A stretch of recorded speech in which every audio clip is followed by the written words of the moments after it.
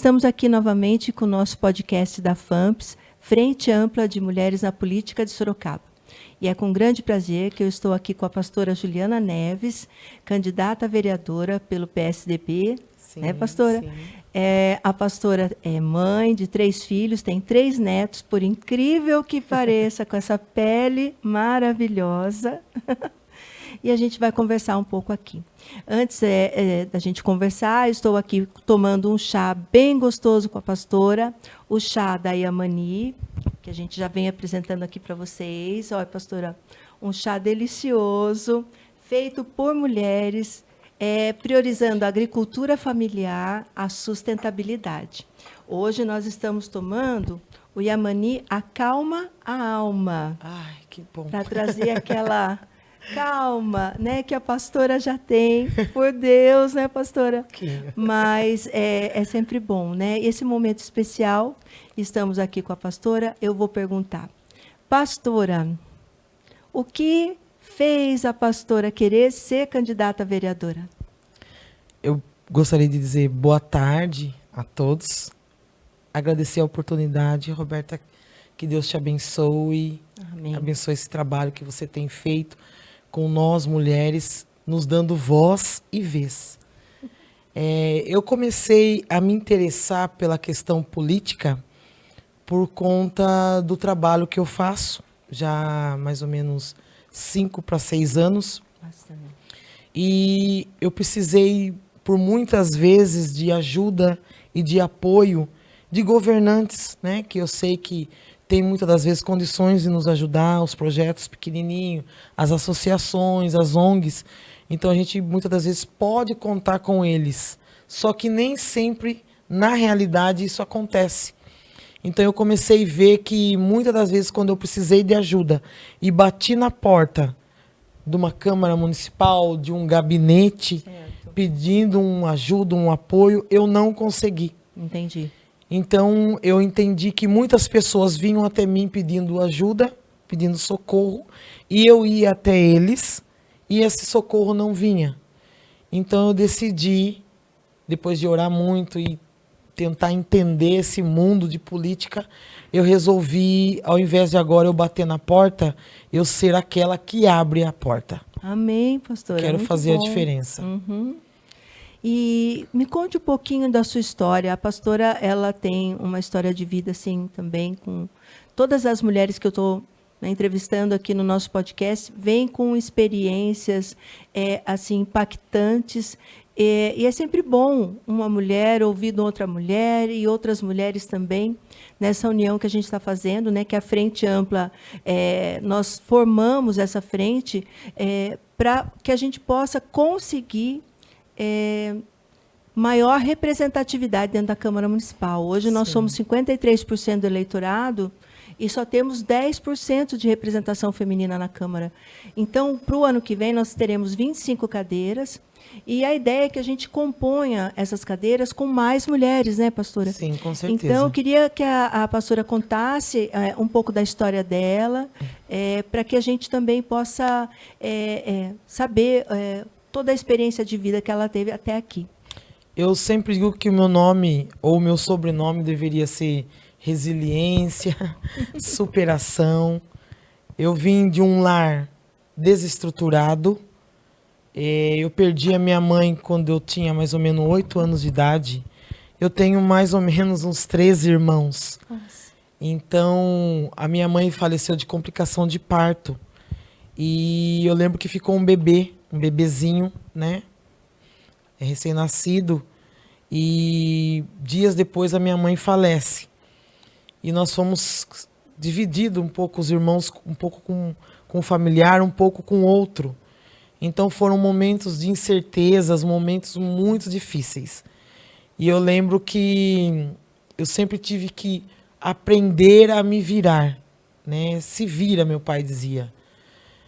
Meu pai muitas das vezes não me chamava nem pelo meu nome. Ele me chamava por palavras pejorativas. Entendi. E a gente tinha que tentar superar tudo isso, porque vinham as mágoas, as dores, mas quem que cuida disso? Na nossa época não tinha psicólogo, não tinha professor que ouvisse, que atendesse ou entendesse as nossas dores. Então, eu ajudei meu pai a criar meus irmãos, e o pequenininho falece meses depois que a minha mãe falece. E meu pai trabalhava fora, em São Paulo, e eu sou de Porto Feliz. Tá. E a gente foi criado pela uma irmã minha, que tinha 16 anos na época, mais ou menos. Então, era adolescente, jovem também, mas ela já era casada, tinha filho, né? E nós fomos morar com ela. Foram momentos difíceis para nós e para ela. Hoje eu entendo. E o tempo foi se passando.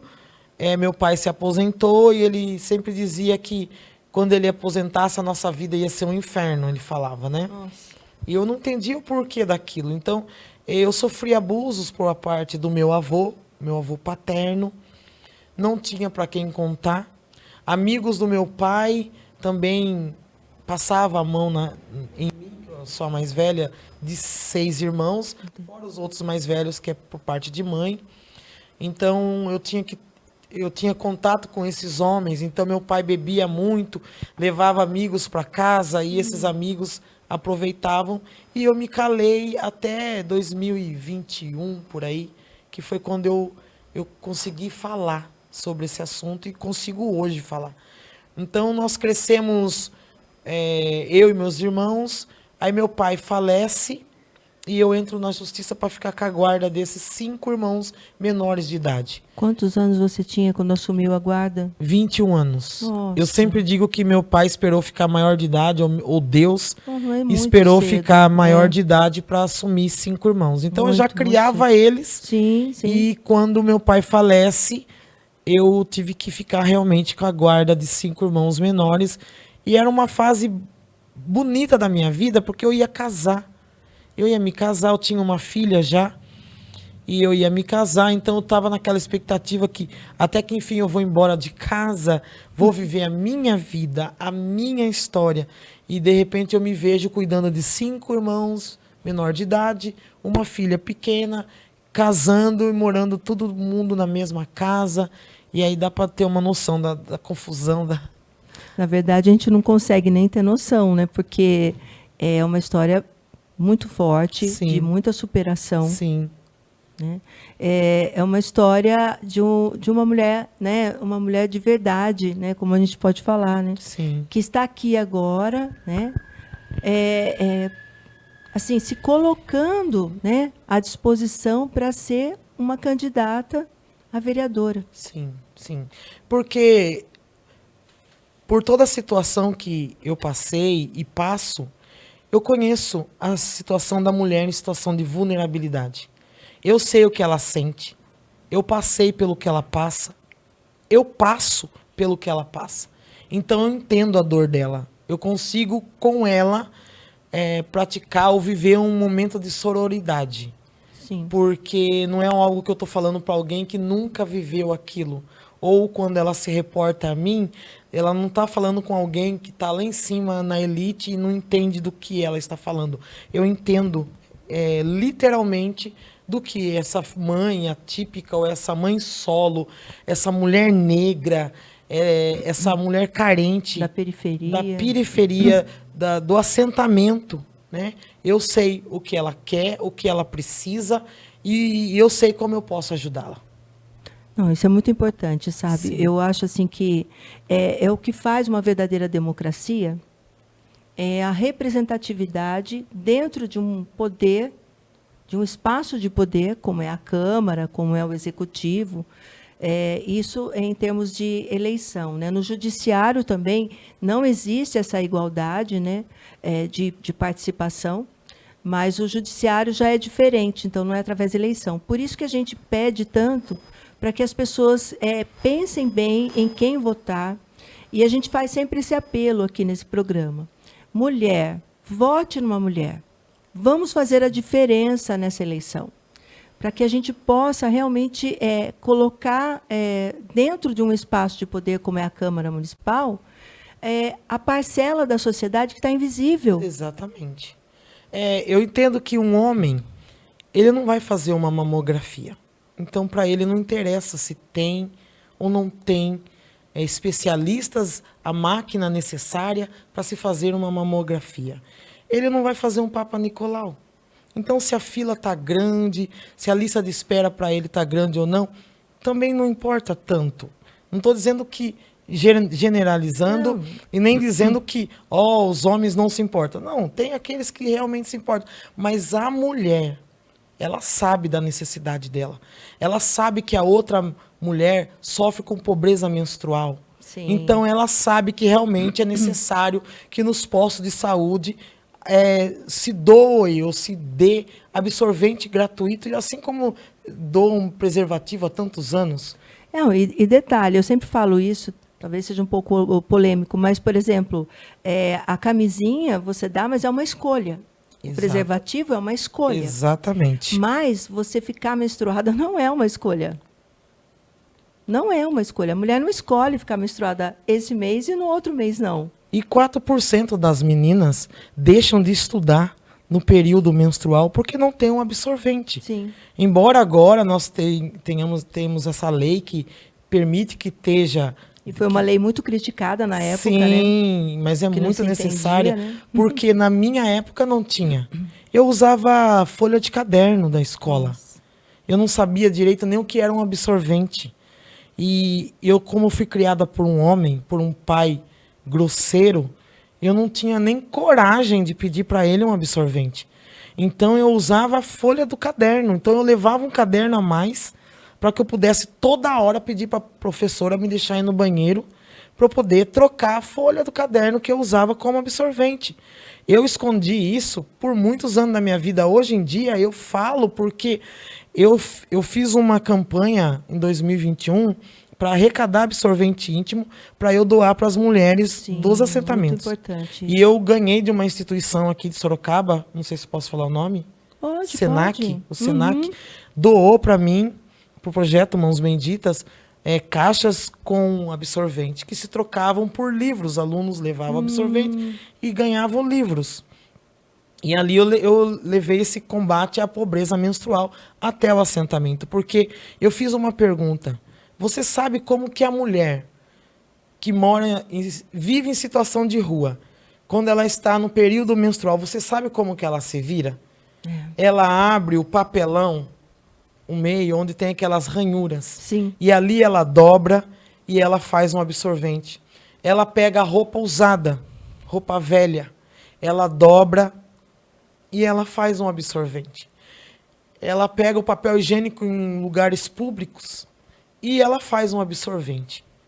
Então eu comecei a pedir para as pastoras, amigas, mulheres, e ao invés de comprar 1 ou 2, compra 3. Sim. E doa 1. Doa também uma calcinha. Claro. Doa também um sabonete. E graças a Deus a gente conseguiu atender bastante mulheres, bastante meninas. Porque isso muitas das vezes é vergonhoso. É mais fácil você rir da menina que está com a roupa manchada do que você perguntar para ela se ela tem como se cuidar em casa, um absorvente. Então, é por isso que eu falei, não é uma escolha, né? Então, você passa por isso. Exato. Você tem, a mulher, ela tem uma vida reprodutiva que vai aí dos 12 até os 50 ou 45, sim, não sei, mas então é um espaço grande da vida que você passa isso todos os meses. Então, imagino que muitas pessoas realmente não saibam isso que a pastora comentou. Exatamente. É importante, pastora, que a senhora fale. Sim. É importante que... E essa é a intenção desse espaço, que dá essa voz, dá esse conhecimento. E outra coisa que eu friso novamente aqui, para quem está nos assistindo, a importância da gente ter um espaço igualitário dentro dos espaços de poder.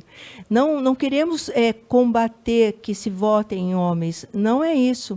A gente só vê que, assim, se mais da metade do eleitorado feminino, porque nós não temos mais da metade das cadeiras da Câmara de representantes femininas. Nós precisamos deles. Sim. Nós apoiamos eles, precisamos deles, mas nós também precisamos ocupar, sim, os nossos espaços. Ocupar por os direito. espaços, exatamente. Ocupar os espaços, porque só uma mulher vai pensar na necessidade de outra mulher. Exatamente. Só uma mãe vai pensar na necessidade de outra mãe. Exato. Só uma filha vai pensar nos pais idosos. Exato. Porque mesmo o homem, muitas vezes ele pensa, mas a mulher, por essa questão de cuidar, né, pastora? Sim, sim. Ela tem esse dom de olhar em volta, de pensar em várias coisas ao mesmo tempo, não é? Sim. A mulher, ela tem mais percepção das coisas, né? E ela é a que está ali. Ela está ali dentro do meio familiar, na sociedade, é ela que está ali. É ela que sabe, a faxineira é que entra no banheiro e vê uma cena, muitas das vezes, de uma moça chorando. E o que aconteceu? Foi um abuso, um atentado que ela sofreu lá fora e ela está no banheiro. Então, muitas das vezes, é essa mulher que vai socorrer a outra mulher. Então, por isso, a necessidade, assim...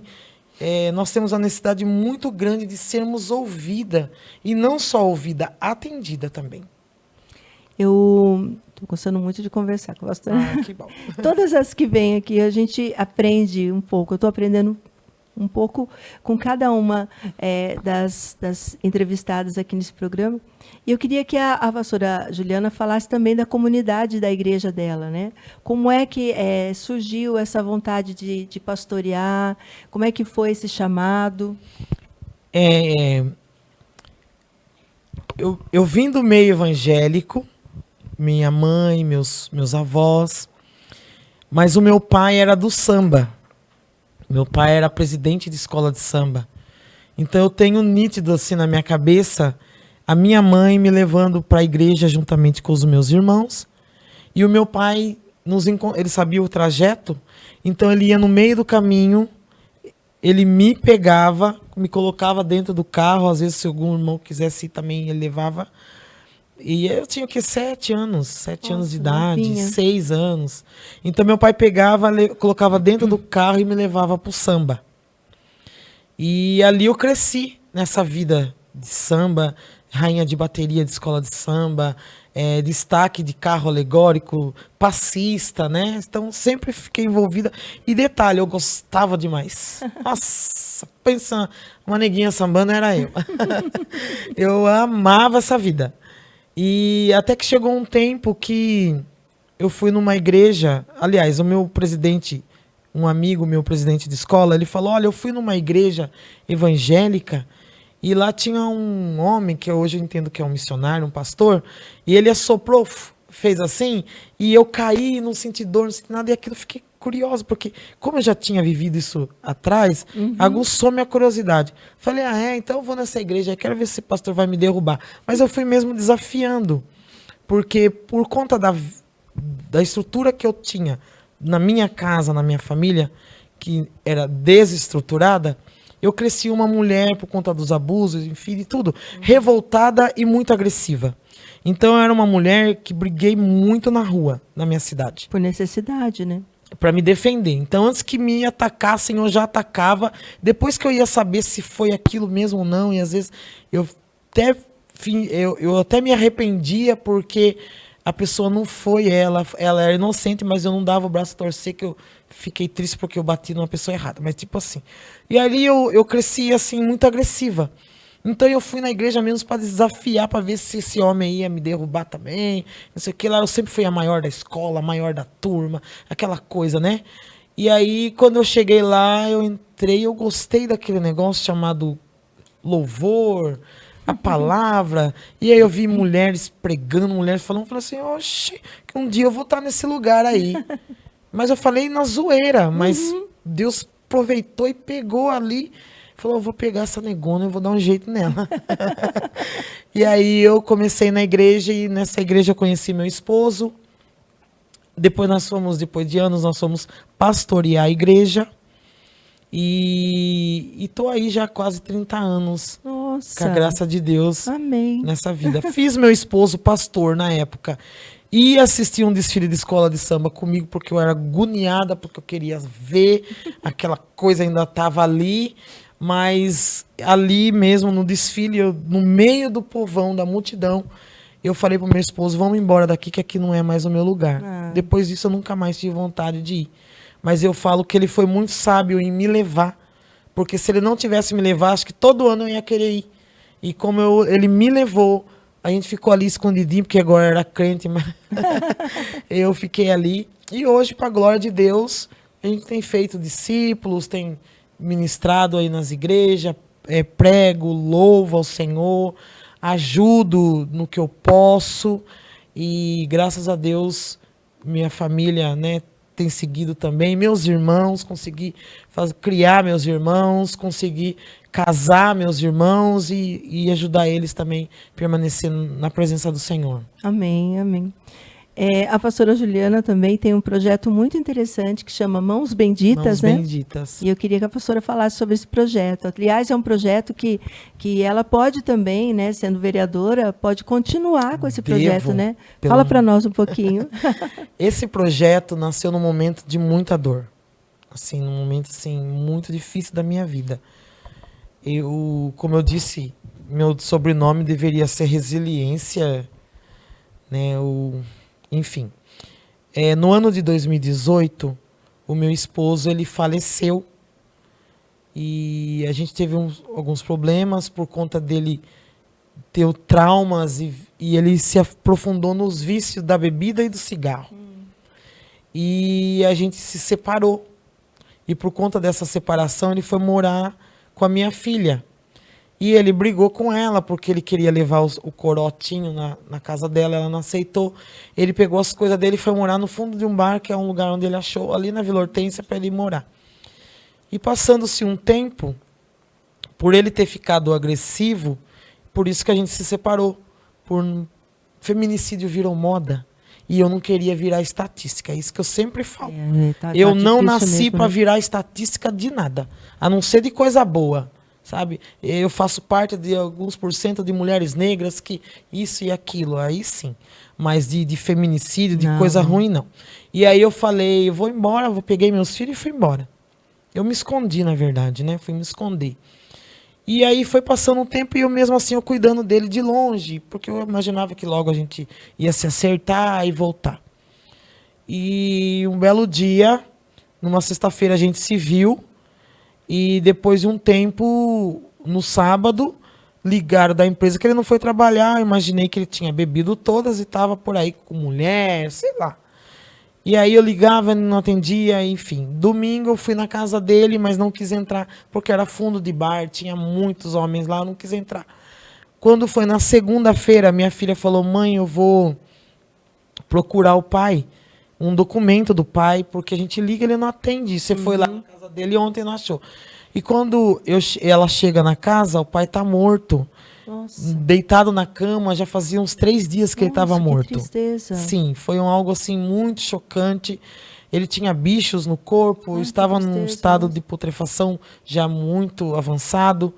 Então foi uma cena muito horrível, traumática.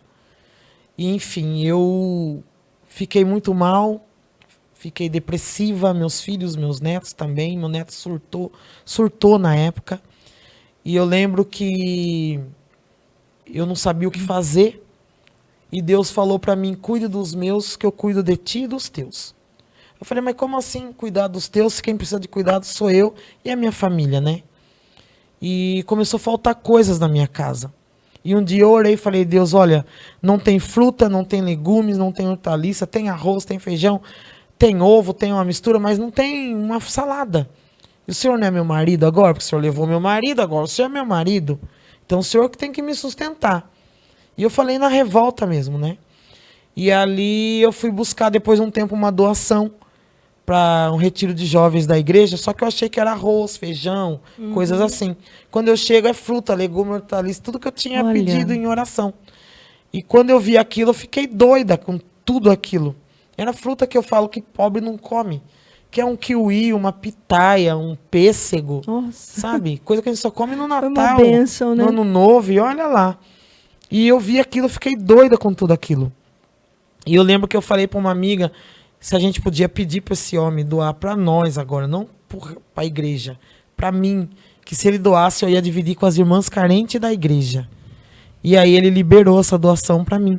Então agora na minha casa tem, e na casa das irmãs carentes também tem. Ai, que bom. E ali era muito para mim, nas semanas seguintes, era muito para minha casa e para casa dessa irmã. dessas irmãs. Aí eu falei, o que eu vou fazer com tantos legumes, com tanta fruta? Eu vou doar no bairro. Aí eu chamei o povo do bairro, fui doando no bairro. Passando-se um tempo, era muito para aquele povo daquele bairro. Então eu vou doar em outros bairros. Foi crescendo o movimento. Foi crescendo. Aí eu fui entrando em contato com amigos de bairro que eu conhecia.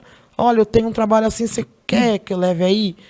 Vem, pastora. E eu levava lá e vinha aquela fila imensa e a gente entregava. E aí entrou 2020. A pandemia, né?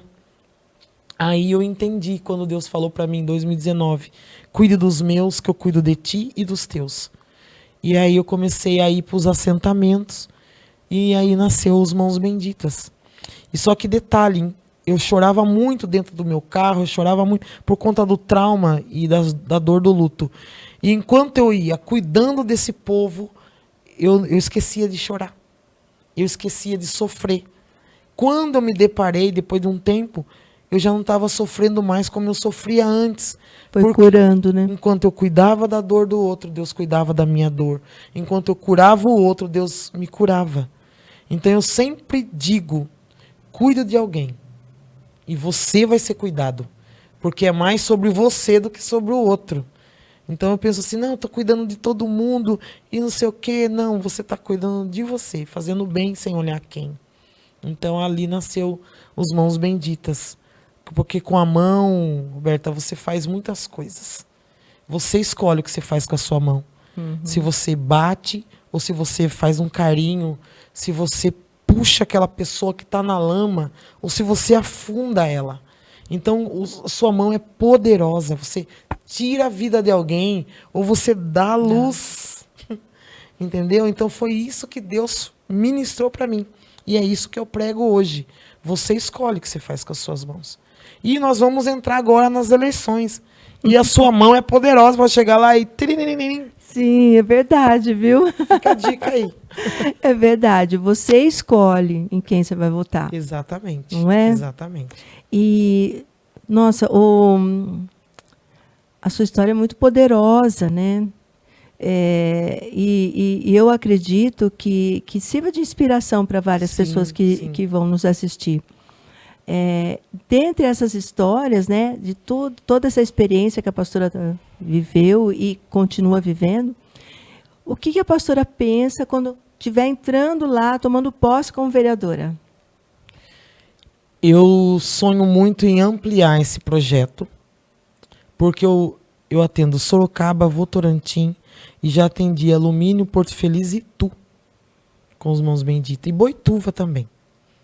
Atendendo nossos amigos lá, Sandra Alves, Jonatas Alves, que fazem um trabalho lindo lá em Boituva também. E eu recebo assim, muitos pedidos de ajuda para levar esses alimentos até as famílias. Entendi, certo. E eu tenho um carro Peugeot sedã, e nele eu carrego, com o meu filho órfão, que nós ficamos famosos como a viúva e o órfão que alimenta e ajuda centenas de famílias em Sorocaba e região. E nós, em cima desse carro, eu carrego geladeira, fogão, máquina de lavar. E a gente consegue atender as comunidades e cidades vizinhas. E muitas das vezes eu não consigo atender porque o meu carro não comporta tanto peso e pegar a rodovia, por exemplo. E eu, como vereadora, porque, como você disse, tem 25 cadeiras agora. Tem 24 porque uma é minha. Tem 24 eles que lutam pelas 24, porque uma é minha. E eu, como vereador, em nome do Senhor Jesus, eu pretendo ampliar esse trabalho, levar dignidade na mesa das famílias em situação vulnerável, porque eu acredito que a alimentação saudável e nutricional, sim, porque não adianta só você matar a fome, você tem que nutrir o corpo. Nutrir o corpo, exatamente. Uma criança, um idoso bem alimentado, bem nutrido, ele não toma tantas medicações. Porque quando a pessoa está com anemia, o que o médico manda? Comer um alimento que tenha ferro, que tenha cálcio. Quando você está com imunidade baixa, o médico te recomenda uma fruta, vitamina C. Se os nossos governantes se preocupassem em pegar esse alimento que é desperdiçado em CEASAs, CEAGESPs, Brasil afora, e se concentrasse essa alimentação para realmente chegar na mesa das famílias, nós não teríamos um PA tão lotado.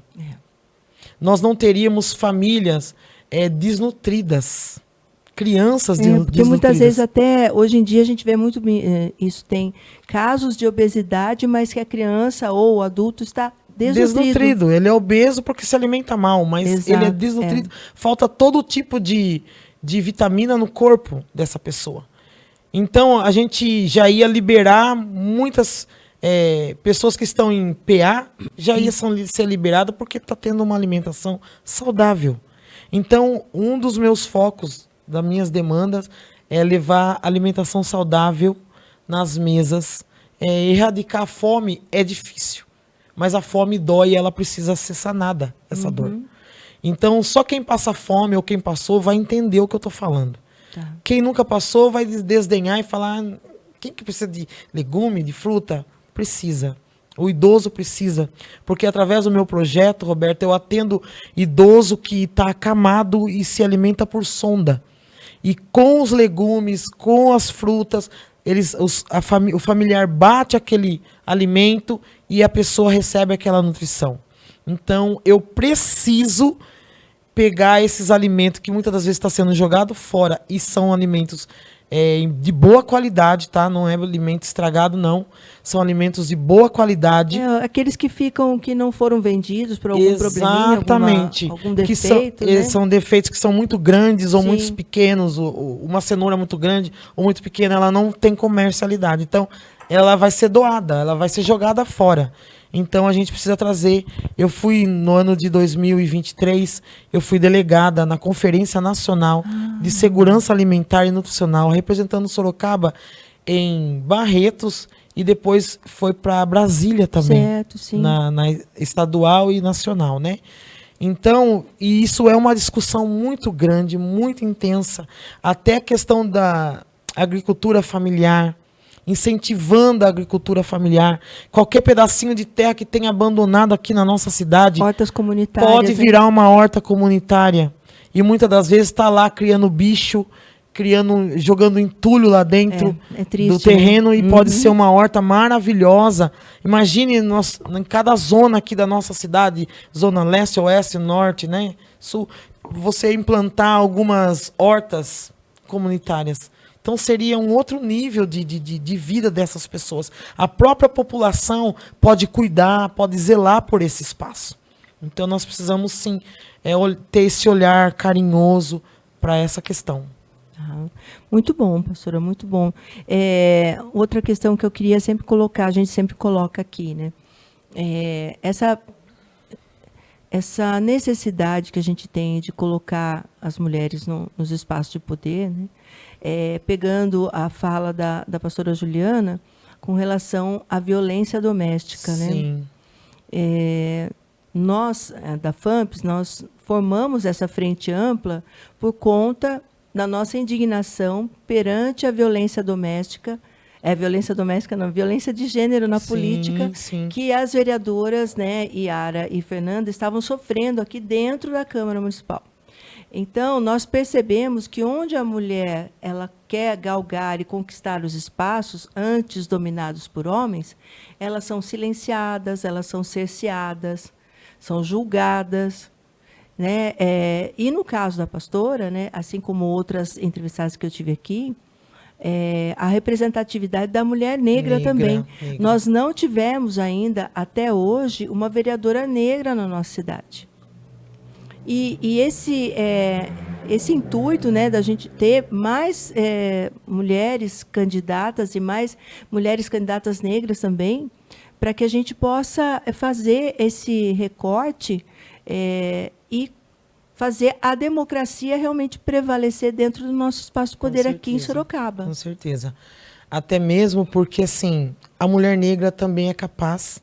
Sim, a com mulher, certeza. Ela é capaz de fazer o que ela quiser.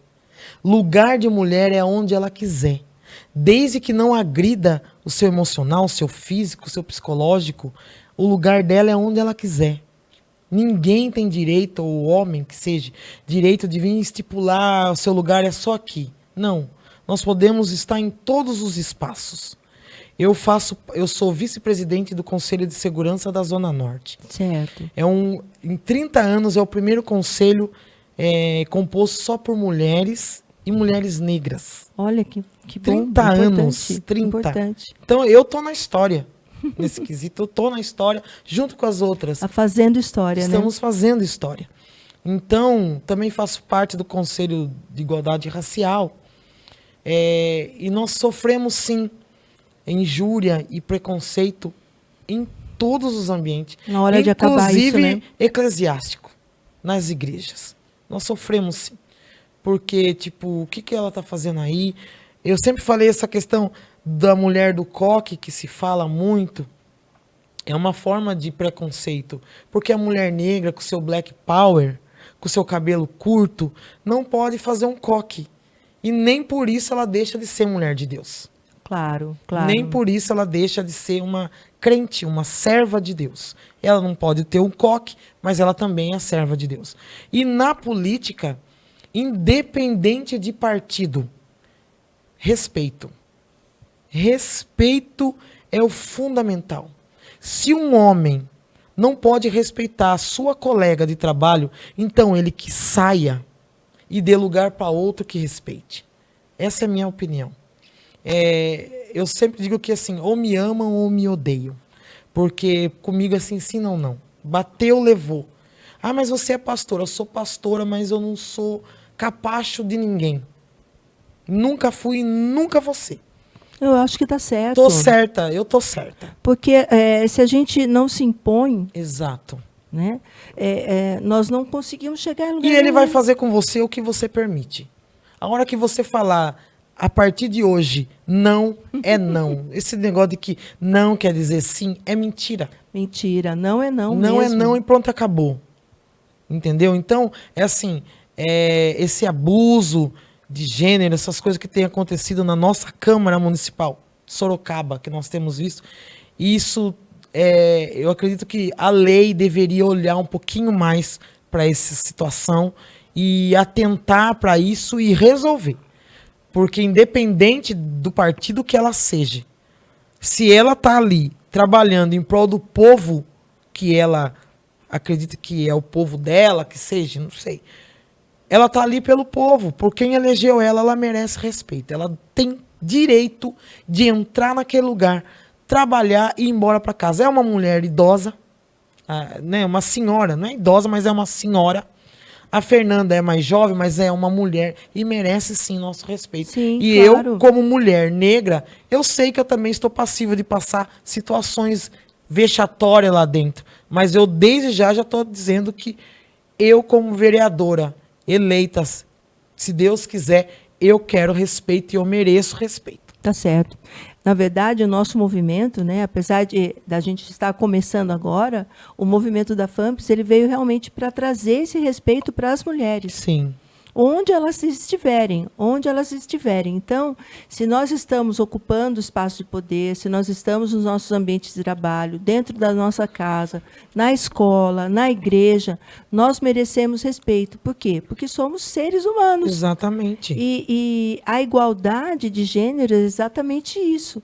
Igualdade de gêneros no sentido de que somos homens e mulheres diferentes, mas iguais. Ah, mas como assim? Diferentes porque nós temos necessidades diferentes, pensamentos diferentes, porém os nossos direitos são iguais. Exato. Eu tenho direito ao mesmo salário, eu tenho Exato. direito de estar lá como vereadora, como prefeita, como deputada, eleita pelo como povo, presidente, né?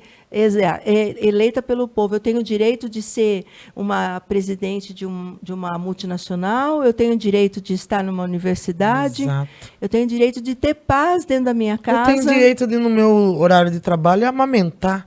Exato. Nossa, é só uma mulher para pensar isso. Eu posso amamentar meu filho. E isso não vai diminuir meu trabalho, não vai me diminuir. É um direito que eu tenho, o meu filho tem.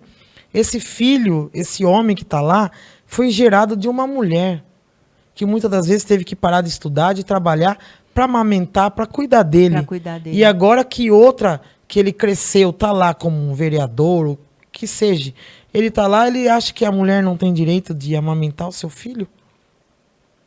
Né? Na faculdade, você leva o seu filho e você volta a estudar. Eu voltei a estudar no ano passado, aos 45, eu voltei a estudar, fazer uma faculdade. Muito entendeu? bom isso, Então eu inspirei algumas amigas que queriam voltar e não tinham coragem, elas voltaram.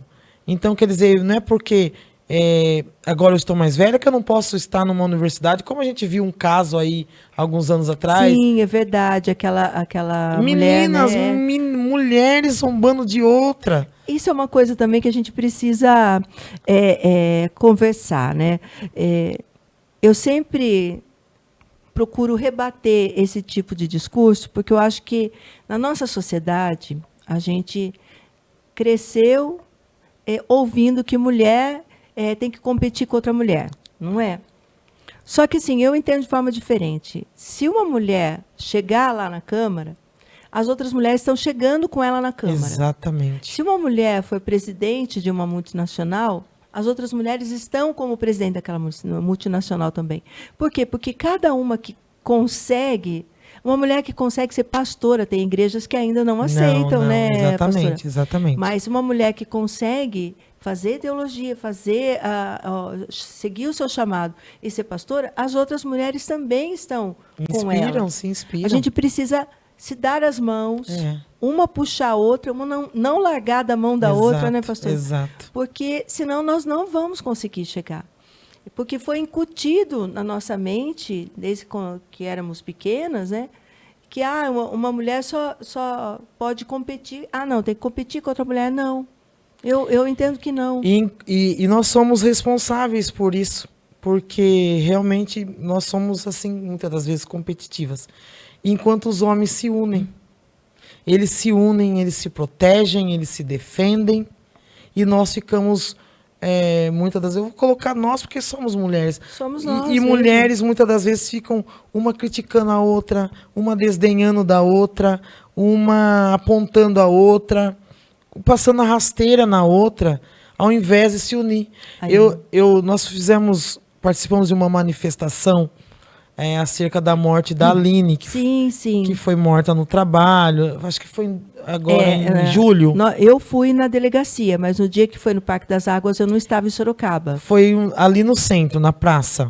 Na que nós praça, fizemos uma caminhada. Eu fui na delegacia, fui no Parque das Águas e fui. A pastora estava lá também. Fui. E um senhor, ele passou por nós e falava: vocês não se unem em nada. Isso aí não vai dar em nada, porque vocês não se unem. E essa é a visão que os homens têm. Difícil de ouvir isso, né? Exatamente. Eu fiquei meio sem resposta. Porque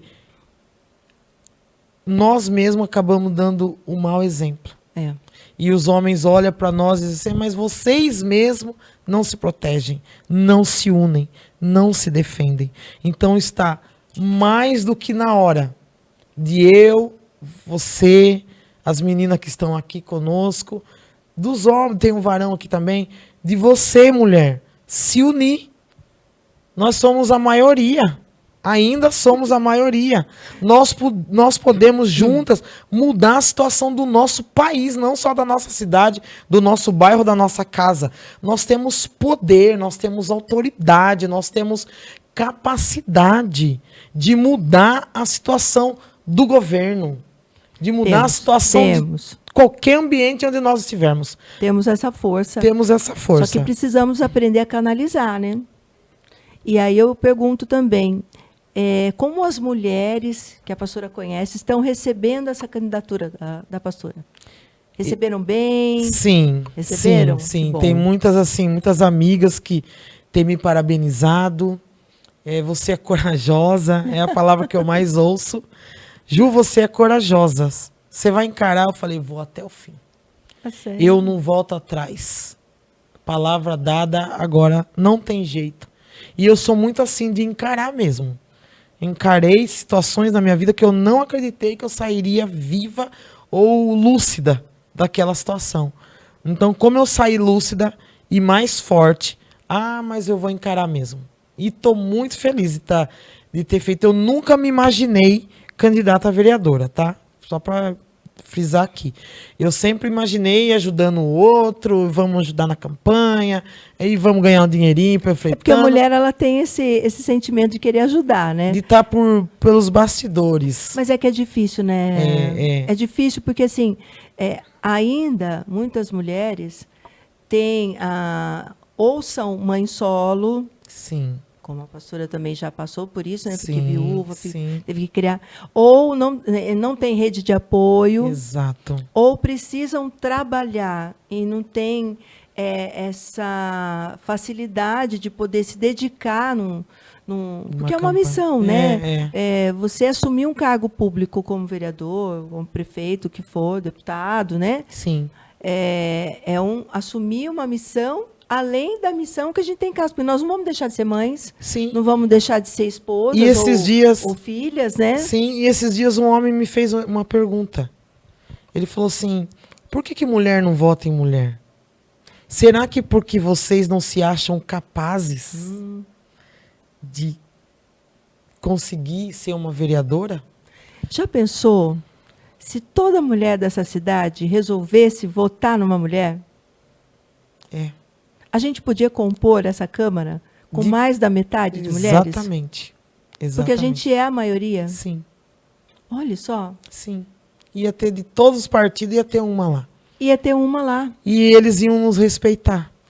Com certeza. Porque eles iam olhar para nós com outro olhar. Que não iam ser 18 contra 2. Exato. Iam ser, sei lá, 10 contra 15? 20 contra 5? Nossa! Eu gosto. 20 contra 5 é bom. Seria bom. Eu acho assim que não está longe, não está longe. Não. É só a gente decidir. Eu faço esse apelo. Vamos fazer a diferença nessas eleições. Vamos confiar nosso voto. Uma mulher.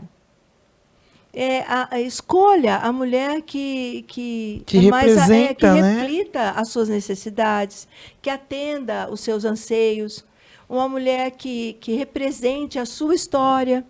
Né? Porque a gente tem candidatas de vários estilos, de vários partidos. Nós, da Frente Ampla de Mulheres na Política de Sorocaba, somos um movimento suprapartidário. Sim, sim. Nós recebemos mulheres de todos os partidos. Quem veio até nós e, eu quero fazer... Nós temos um grupo de WhatsApp, nós temos a nossa página no Instagram, que é o FAMPS15, nós temos o Facebook também, que é o FAMPS15. Quem veio nos procurar faz parte do nosso grupo de WhatsApp, mas não precisa fazer parte do grupo do WhatsApp para falar com a FAMPS e falar, eu quero também participar desse movimento, porque é um movimento amplo, o próprio nome diz, frente ampla, para que a gente possa realmente abraçar. Nós começamos no começo do ano, né, pastora? Nós Sim. começamos com orientações jurídicas sobre a legislação eleitoral, cumprimento de prazos, apresentação de documentos, sabendo que os partidos também fazem isso. Mas, muitas vezes, os partidos que já são dominados por homens não dão a devida atenção às candidatas mulheres. Até a questão de verbas, né? Até a questão de verbas. Exatamente. Então, a gente sabe que assim, o caminho é árduo, porque muitos homens estão sentindo-se ameaçados, porque é um movimento que veio para ficar. Exato. Para ficar. E nós, mulheres, precisamos entender que nós precisamos criar essa nova geração de adolescente, para que elas lá na frente também se interessem pela política, né? E queiram participar, porque a política ela está em tudo. Eu penso assim também. Tem pessoas, eu fui criada ouvindo que religião e política não se misturam. E até eu entender que Deus é político, que os 10 mandamentos é o quê? São colocar ordem, decência nisso, não roube, não mate. Se tem uma lei hoje que é proibido matar, essa lei já foi feita lá atrás, nos 10 mandamentos. Jesus é político, olha, dai a César o que é de César. Dai a Deus o que é de Deus. Dá ao teu irmão o que é dele, o teu é teu, o dele é dele. E sabe? Jesus falou, cuide dos órfãos e das viúvas. Das viúvas e dos necessitados e estrangeiros. Estrangeiros. Ou seja, acolha. Exato. Então, eu acho que a mulher, ela nasceu para ser política, porque a gente já aprende política desde criança. Exato. Porque nós temos que ali dialogar o tempo todo. Porque não nos foi dado, né, a questão de que a minha criação, e a da pastora provavelmente, assim, a gente tenta criar as crianças agora diferente, né? Mas na nossa época, né, eu sou mais velha que a pastora, é assim, menina não briga, menina não bate, né? E a gente então, só apanhava. Como que a gente fazia? A gente tinha que dialogar para conseguir. A gente tinha que, como eu falo, comer pelas bordas. A gente tinha que ser política. Não é, pastor? Não é verdade? E assim, a gente realmente tem que criar as nossas crianças para que elas se interessem por política e não partir para a violência, não. Eu acho que não é esse o caminho mesmo. Diálogo mesmo. É o caminho do diálogo. Exato. E quem dialoga bem? A mulher. A mulher. Ela tem um olhar sobre a situação e ela consegue contornar. Ela só precisa entender que isso só é possível se ela se unir com outra mulher. Exato. Se a pastora entrar na política, eu estou entrando com a pastora. Exato. Eu estou fazendo parte desse movimento, não é? Exatamente. E é isso mesmo, Roberta. É você olhar para a situação e se perguntar o que eu posso fazer, porque é isso que eu faço. Esses dias eu fui chamada para um assentamento aqui em Sorocaba, ali no Nova Sorocaba, que aconteceu um incêndio. Então, no Santa Rosa, né? No Santa Rosa. Fiquei sabendo. E se perdeu alguns barracos e as famílias estão necessitadas. E eu fui lá com as mãos benditas doar uns legumes para as famílias. Só que se você perder um fogão, você vai cozinhar os legumes aonde? E aí eu fiz um apelo para quem pudesse ajudar doando pontalete, madeirite, telha e tal. Depois eu parei e pensei, não, tá errado isso aqui. Eu não tenho que pedir para as pessoas doarem material para se construir barraco. Eu tenho que procurar saber onde que tá as casinhas que foi prometida para as famílias poder morar nela. Sim, é isso Chega mesmo. de barraco feito de resto de guarda-roupa. De fundo de guarda-roupa, né? De fundo de guarda-roupa, que eu já ajudei a fazer muitos com pallet. Chega, agora é a hora da gente querer saber aonde está o terreno e aonde está as casinhas. Os projetos de casa própria para essas pessoas de área verde, de área de risco, de área de assentamento, porque foi feita uma promessa.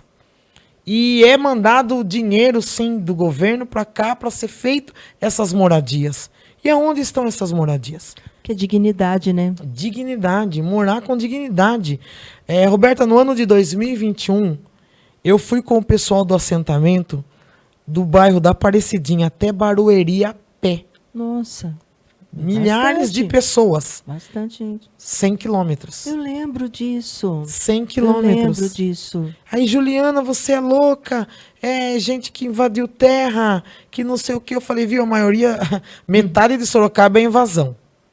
É invasão que está sendo regularizada agora, de uns anos para cá, que está dando escritura e tal. Eu trabalhei na prefeitura, eu sou aposentada há 3 anos. Eu lembro bem que essa regularização ela vem sendo feita desde 2008, 2007, ou mais. Ou seja, tudo aqui é uma invasão. Alguém falou, vou construir ali. O outro falou também. E foi ficando. E tá aí os bairros. Tá aí a cidade toda. Tem gente que olha e fala, aquele lá roubou terra e não sei o quê. Viu? A cidade inteira, se você for olhar, meu filho, é invasão.